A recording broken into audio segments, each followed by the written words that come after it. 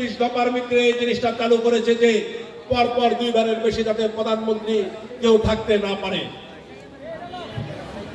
যদি একটা লোক দুইবারের বেশি প্রধানমন্ত্রী না থাকে তাহলে তাকে দুর্নীতি এবং পেশিসের জন্য তার মাথার ভিতরে চিন্তা ভাবনা আসবে না, কারণ 2 টার্মের পরে তাকে আবার জনগণের কাতারে চলে যেতে হবে।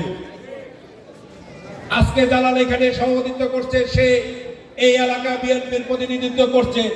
সে যখন চিন্তা করবে যে আমার এই পথ চলে যাওয়ার পরে আমার আবার সাধারণ মানুষের কাতারে যেতে হবে, তখন তার ভিতরে পেশিসের চিন্তা ভাবনা আসবে না। এই জিনিসটা লক্ষ্য করে আমাদের নেতা 31 দফার ভিতরে সবচেয়ে বেশি গুরুত্বপূর্ণ আমি মনে করি যে বাংলাদেশে আর কোনো পেশিসের জন্ম হবে না। এই দিকে লক্ষ্য রেখে এই আইনটি করার জন্য আপনাদের রায়ের প্রয়োজন, আপনাদের ভোটের প্রয়োজন। সেজন্য 31 দফা আমরা জনগণের মাঝে পৌঁছে দিতে চাই। এখানে অনেক কর্মজীবী আমার ভাইরা উপস্থিত আছে,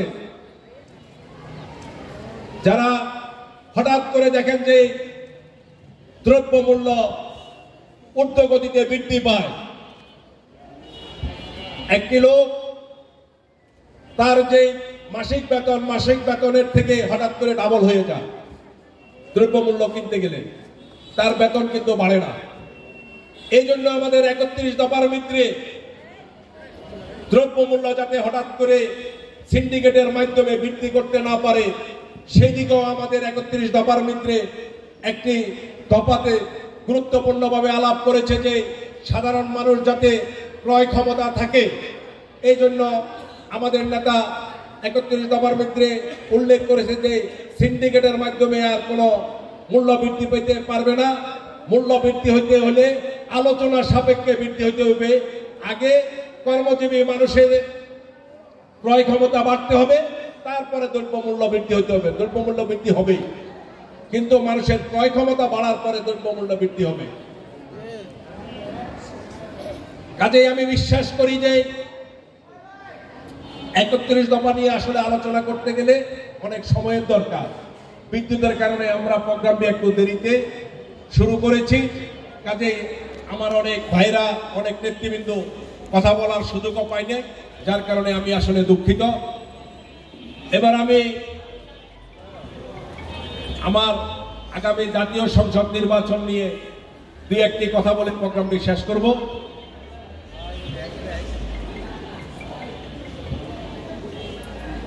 1989 সাল থেকে জাতীয়তাবাদী ছাত্র দলের রাজনীতির মাধ্যমে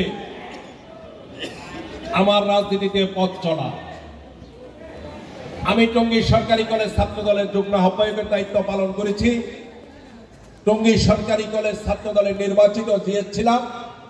পরবর্তীতে আমি টঙ্গী থানা এবং গাজীপুর জেলায় ছাত্র দলের বিভিন্ন দায়িত্ব পালন করেছি। এরপরে আমি ছাত্র দলের রাজনীতি শেষ করে আমি জাতীয়তাবাদী স্বেচ্ছাসেবক দলের কেন্দ্রীয় কমিটির সহধর্ম বিষয়ক সম্পাদকের দায়িত্ব পালন করেছি। আমি স্বেচ্ছাসেবক দল গাজীপুর মহানগরের সভাপতির দায়িত্ব পালন করেছি। আমি স্বেচ্ছাসেবক দল কেন্দ্রীয় কমিটির সভাপতির দায়িত্বে ঢাকা বিভাগের দায়িত্বে ছিলাম। এখন আমি স্বেচ্ছাসেবক দল কেন্দ্রীয় কমিটির সহসভাপতির দায়িত্বে আছি।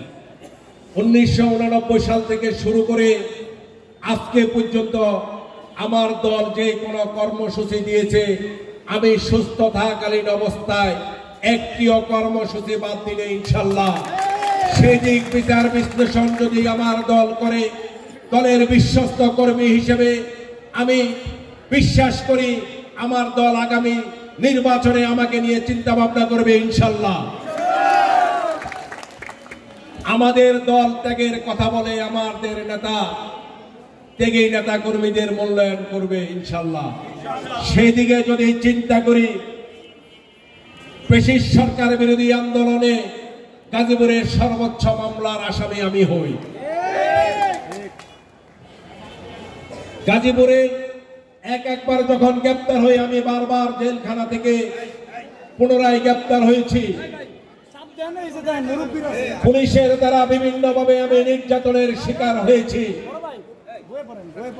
শুধু পেশিস বিরোধী আন্দোলনে এবার না, এর আগের বারও শেখ হাসিনা যখন ক্ষমতা আসে তখনও টঙ্গীর রাজপথে যদি ৩-৪ জনের সর্বোচ্চ ভূমিকা থাকে, তার ভিতরে আমিও একজন ছিলাম। তৎকালীন